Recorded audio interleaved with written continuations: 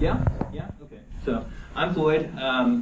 A lot of familiar faces, some faces I don't know, some I probably should, and I've, just the cobwebs in the brain have just, done their work. I'm left-handed. And if you don't know what it's like to be left-handed, you're probably not going to understand the lefties in the room that are about to do this business right here when I show you this image. There's just this deep ache that you may just not understand unless you're a lefty. Being left-handed made some things difficult for me in life, and not the least of which was when I was a kid, I was lucky enough to have a really good dad. He taught me how to build stuff, how to fix stuff, how to take apart something that was broken, figure out what was wrong with it, and put it back together again so it could work. And being left-handed made that a little tough. My dad passed almost 16 years ago, and he passed a pretty poor man. But the inheritance that he left me was something that you can't really measure with something as mundane as a bank account balance. He left me a sense of humor. He gave me a hard time about being left-handed. Boy, you get that done a lot faster if you use the right hand. And so, turning screwdrivers, operating a hammer or a shovel, I learned to not take myself so seriously. And that inheritance of a sense of humor and not taking myself so seriously really helped to propel me forward and make it easy for me to take in stride the times as I got older, get into high school and you have some mean person who says something like, "I've heard everybody is born left-handed, it's just most people overcome it." I take myself so seriously from that, no big thing, it's all right. I even was able to take myself so lightly that got old enough to start working on cars and had to pay some penance and do the work on the car that I accidentally turned upside down in a ditch. The best driving advice my dad ever gave me was keep the rubber side down. Oops. And so the penance for my youthful exuberance and stupidity was that I was the one that had to replace the engine in the car. He happened to find another car that had, body was just fine, but the engine was broken, and so the car that I flipped, the engine was fine, but the rest of the car was toast. And so I did the work, and Dad sat on the back porch with his glass of iced tea and made sure that I wasn't doing anything dangerous, and gave me guidance and advice when I got to a point where I didn't know what to do. He'd walk over and hand me tools and stuff, and Southeast Oklahoma, Antlers is where I'm from, June or July. When you're up underneath the car, up to your elbows in automotive grease, that's when the mosquitoes start attacking your face. And you don't want to swat your face with, black, nasty grease, and so there's really just not much you can do except just kind of, try to use your shoulders to, swat them away and just kind of growl. That's about all you can do. And so Dad, boy, what's wrong with you? Oh, Dad, I'm just so excited about working on this car. And even to the point, he'd hand me a screwdriver. No, Dad, I need the left-handed screwdriver. And so a sense of humor really helped me. But the truth is that there are some elements of being left-handed that are kind of uncomfortable. Now, the desks in here, you understand, they're right-handed. And so if you're a righty, you're used to the elbow part of the desk cradling you. And when you're learning penmanship, just shaping the letters as perfectly as possible is all you really have to focus on. For me, I recognized very early in life that being left-handed put some limits on my success. I could get straight A's in 2nd and 3rd grade in everything except penmanship. Because you see, when you're a lefty, you've got the two problems to try to figure out how to resolve in addition to putting stuff on the paper. The first problem is that when you're a lefty, the writing goes this way, as does your hand, dragging right over the ink or the pencil lead that you just put onto the paper. And so you get this, nasty, smudgy thing going on the underside of your arm. The second problem is your left elbow is just sort of out here in the middle of nowhere, flapping in the breeze like a whiskey-drunk squirrel at the end of a very thin branch, trying desperately to break into the bird feeder. It makes it hard to write. And so this limit that it put on my success, I got really used to it. And,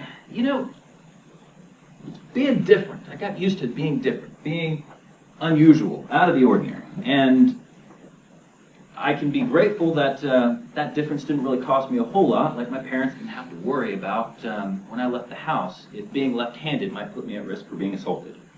I've never been turned down for a job because I was a lefty. I've never been refused service at a restaurant for being left-handed. I've never worried that if I were victimized or abused in some way, that somebody might feel it's important to minimize my voice to say, well, not all righties are abusers. But even in preparing for this talk, I had some realizations about this frickin' desk.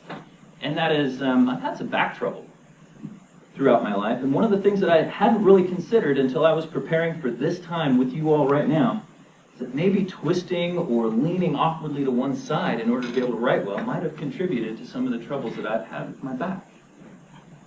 And ultimately, by the time I finished high school in this little bitty town of Antlers, Oklahoma, I came to this place of resignation about being left-handed. It was just the way things were. The world kind of sucked a little bit for me, and there really wasn't much I could do about it. It was a good-humored resignation. I didn't take myself too seriously about it, but it was resignation nonetheless. And I went from Antlers, Oklahoma, with a high school graduating class of 48 people, to the sprawling metropolis of Stillwater, Oklahoma. This was a giant town compared to where I had been. And 2 weeks into my freshman year of college, my freshman composition professor stops me. She calls me out in class and says, Floyd, I need to see you after class. 2 weeks into this, I'm this small town kid in this huge place, feeling a little lonely, feeling a little isolated, ostensibly an adult. I just turned 18, but I'm still a kid. And I'm already in trouble. What do I do about this? And so the professor, she patiently waited for the entire room to clear and said, notice you're left-handed. Now, the desks that you're sitting at right now, you've got some space. The desks in that particular room were freestanding, arranged in rows, and they were about the width of a postage stamp. And unsurprisingly, the writing surface was over here on the right. And so I was struggling pretty hard just to be able to take notes in class, and she noticed. And she said, feel free to take the desk from the next row over to your left and pull it over close to you so you could write. This blew my mind. I could not understand why it was. Number one, I didn't think of this sooner and try. And number two, it collided with this resignation that had taken a really deep root in my heart. It collided with the idea that the desks are in their nice, tidy little rows, and I shouldn't upset the order. I shouldn't upset that. And this professor planted the seeds of something I probably had a visceral sense of, but really couldn't even put into words until years later when I came across this quote by George Bernard Shaw. The reasonable man adapts himself to the world. The unreasonable one persists at trying to adapt the world to himself. Therefore, all progress depends on the unreasonable man. It was unreasonable to upset the order, to bring a desk over and make it easier for me to write. But it was okay to do, and it planted the seeds. It was okay to be unreasonable. With respect, of course, but it was okay to be unreasonable. It was okay to let go of the resignation. It was okay to let the dissatisfaction or the inequality or the unfairness that I was experiencing move me to action. This even played out in a, honestly, I'm kind of ashamed to say, some things between me and my best friend through college. He was the best man at my wedding, and so we were very close. He was colorblind. And between him and I and some of our other roommates, our group of friends, we're just silly people. We laughed at everything. And I remember a number of different moments where we were out hanging out. We just make random observations about things and find things to laugh about. And I'd point at something, I'd say, hey, Preston, check that out. Isn't that hilarious? What are you talking about? Oh, the green thing. Floyd, I'm colorblind. And this dagger in my heart when he said that just hurt, because I did the same thing to him that I felt being left-handed and feeling this, you know, I'm different and the world isn't really meant for me. And I remember feeling that hurt. It's like, I just did that to my best friend. Why would I do that? And hurting, but that changed me. And I found that this idea of being unreasonable wasn't just about changing the things around me, but it was also about changing me. And I found that because I cared about my best friend, I changed the way I talked. I changed the way I acted. And even to this day, if you work with me on a software development team and we're building a UI, what you're going to discover is that if you say, well, I think we should make this thing this color and this thing that color, that way people can tell them apart, I'm going to tell you about 9% of males are colorblind in some form or fashion. So you're talking about roughly 4.5% of all people in the world are going to struggle with this UI if you decide color is the only way you're going to be able to tell this thing apart from that thing. We've got to do something in addition to that so that we don't make this unfair, make this difficult to use. Now, this very pivotal moment that I had early in my college career really kind of helped propel me forward. But there were some interesting other things that happened. I had finished college, moved into a career in software development, fast forward about 10 years, and I came to a place of very deep frustration and disillusionment. You see, my first job in the software industry was doing software testing, quality assurance, QA. And the organization that I was in, definitely not a clean code kind of organization, no investment in automation or automated testing, really just kind of a get the job done sort of place. And starting in quality assurance and testing, there was this idea, probably nobody ever actually said it to me, but somehow I started to think that this was the way the world worked, and I believed it. Every piece of software in the world has a bug somewhere, and if I test hard enough, I'm going to find it. And so you take that, and then you extend it out into me going from QA into software engineering and into a senior software engineer and even to a software architect, which I can say, yes, I had some success in my career, partway because I'm so awesome and because I'm so humble, but also there's a lot of luck involved, and also I'm male and white, and that probably opens some doors for me that are probably closed for people that are not like that. But even so, between luck and a little bit of privilege and some hard work, I arrived at this place where I was 10 plus years into my career and honestly so frustrated because I had let myself believe this idea that bugs were just the way things were. Every piece of software, no matter what, had bugs in it, and that bugs were just the reality.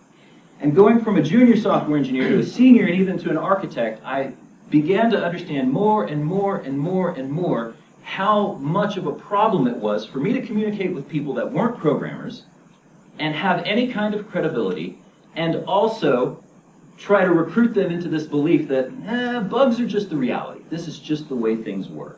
And I found so many times how strained those relationships got, because my credibility as a professional hung on the quality of the software that I produced, and there's this idea of bugs, and they're just there. And so I was so frustrated, in fact, I was ready to make a career change. I was going to hang it up, I was going to go buy a cow and make artisanal cheese for a living.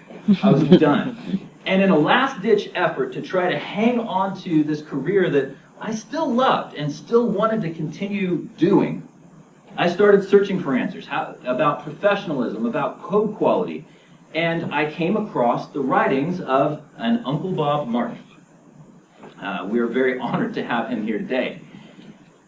And in reading what he had to say, he made an argument towards certain practices, and the reason why was an appeal to professionalism, even ethics. And for me, being a person of faith, when you start talking about ethics, I sit up and pay attention.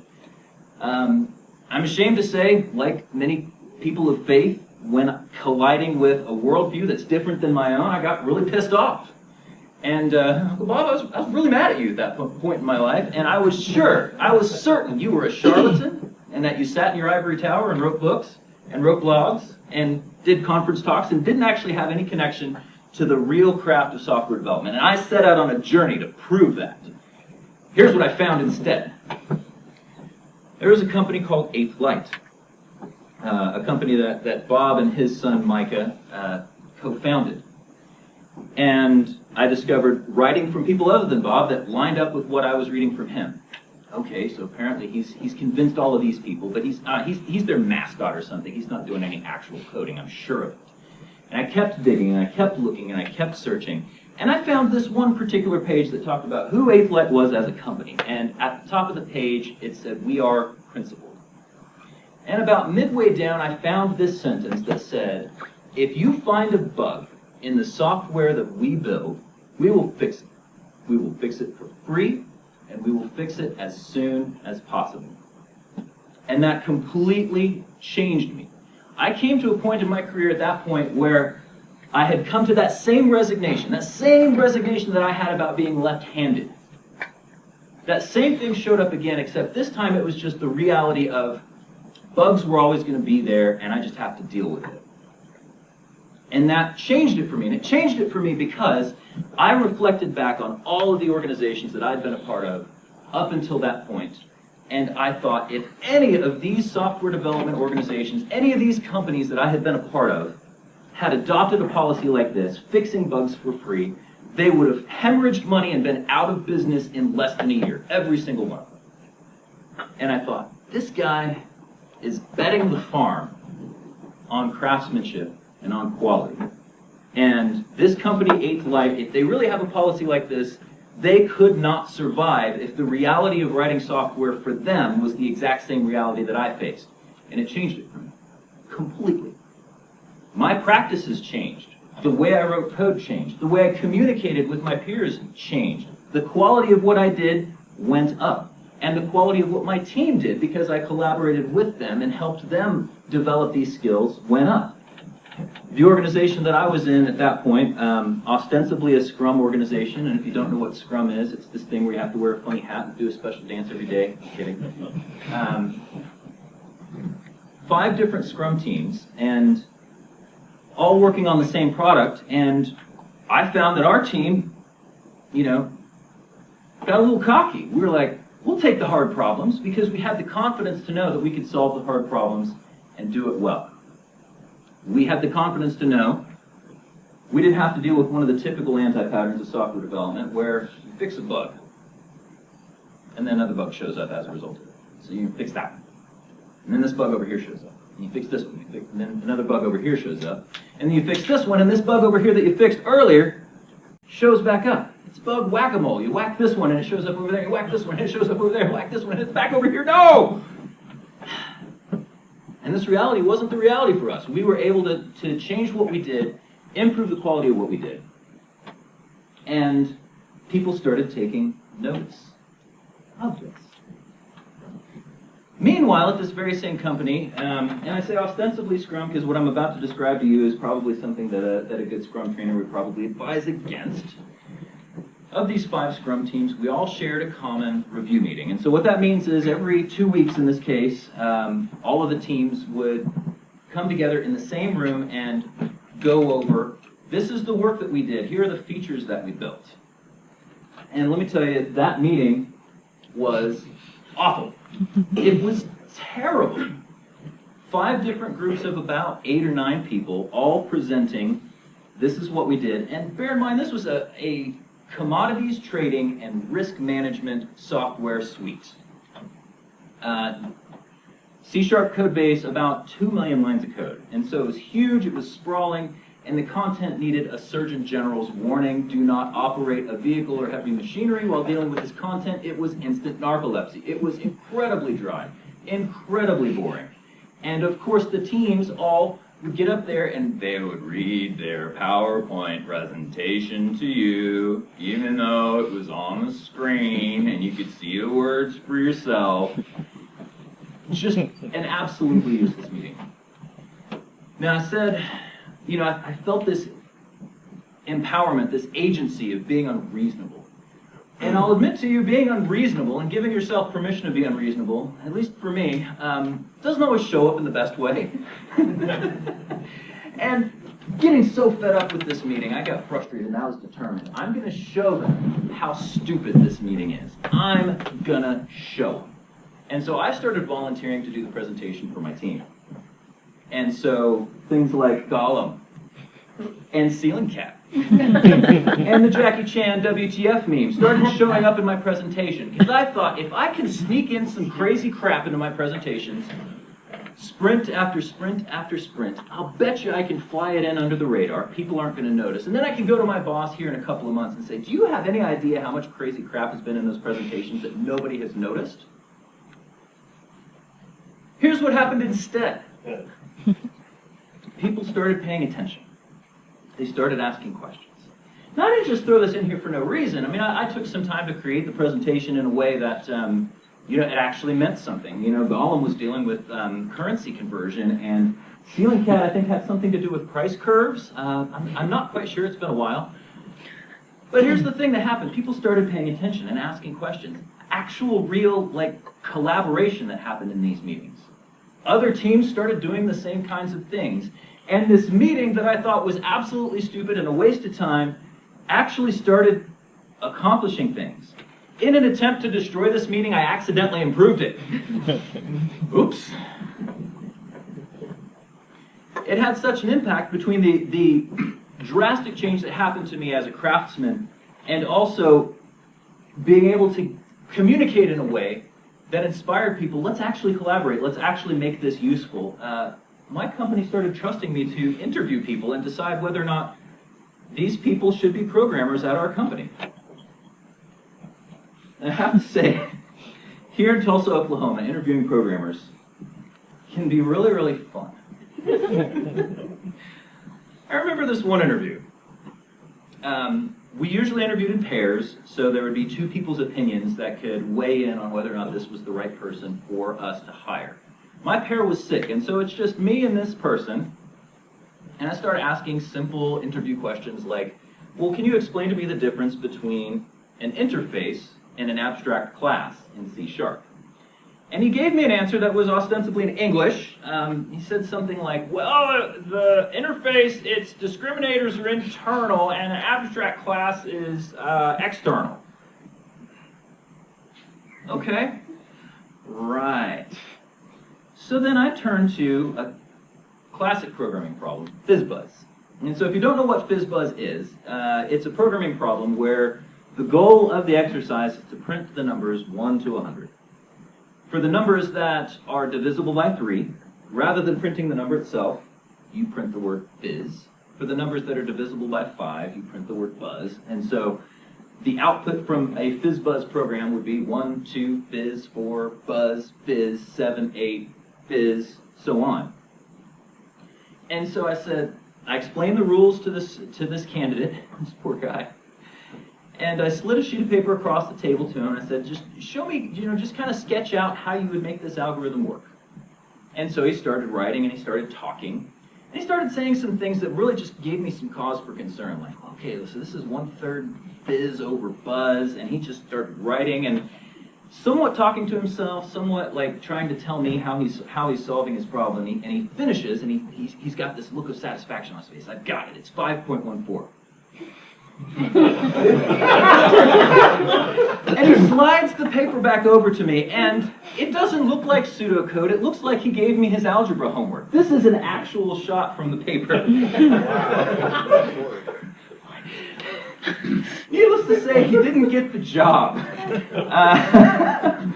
If you're curious, by the way, I actually, because I was so flabbergasted by this experience, I scanned the paper and sent it into the dailywtf.com, and it made the front page. If you're curious, it's called the FizzBuzz from Outer Space. Anonymized to protect the guilty. We did happen to, however, find some really talented people at the company that I was working for. I had one of the senior engineers come to me and he said, "Hey, Floyd, you're doing the interview for that Sean Whitesell, right?" "Yeah." "You need to give him a real hard time because he's the president of the .NET user group, and if we hire him, we need to make sure he's up to quality. And I went to the user group the other night, and I didn't like the answers that he gave me for, a question that I asked, so you need to give him a really hard time." Needless to say, Sean got the job. We all know him, and he's fantastic. Not on WTF. That you know of.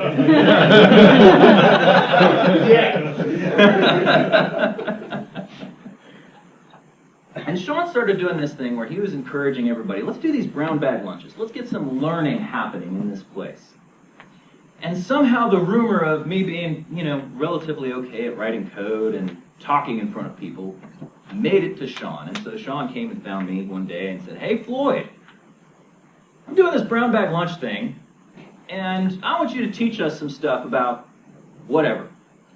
I'm like, "Sean, I like my lunch breaks. I like to be away from everybody for a while. I want to." And he was persistent. And finally he got me to say, "Okay, fine, I'll do it."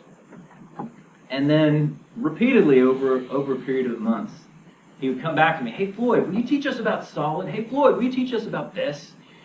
"Okay, fine." And then this thing happened where he came to me and he said, "Hey, Floyd, the user group that I lead is doing this programming challenge where we're going to be scoring hands of poker." And so there's a text file. Each line of the file has, 10 cards, 2 groups of 5 cards, and they're hands of poker. And the goal of this coding challenge is to figure out, is it player 1 or is it player 2 that wins the hand of poker based on reading this file, right? You've got to write a program to do this. But it wasn't just write the program to do this. The winner of this contest would be chosen not only based on if you could get the algorithm right, but whose algorithm was the fastest. So totally nerd sniped me here. And if you don't know what nerd sniping is, that is where you give a hard problem to somebody like me and you watch them be completely unable to do anything else except solve this problem. Dog with the bone. And so I started working on this, and for whatever reason, I couldn't attend the meeting where they decided the winner, and so I disqualified myself. But I was able to process 1,000 entries in this file in under 2 milliseconds in C#. And once again, Sean came to me and he said, "Hey, Floyd, noticed you had a really solid, really fast implementation of the poker challenge. Why don't you come to the user group and why don't you give a talk on it?" Okay, fine. And so I give a talk and I start talking through the solution that I found for this problem that was really fast. And I get to kind of the pivotal insight that I had for this particular problem. I said, well, a deck of playing cards has 52 cards in it. A long integer in C# has 64 bits. I can use this. And there was a woman, is Susie here? Oh no, I'm disappointed. She RSVP'd. So Susie Oliver. She'll be here in about 20 minutes. I'm not going to pause for 20 minutes. When she gets here, I'm going to tell you a story about Susie. She was so frustrated. She's like, "I can't believe I didn't see that." She actually like stood up, pounded the desk in the middle of the meeting because she was so frustrated and so disappointed in herself. Why didn't I see that?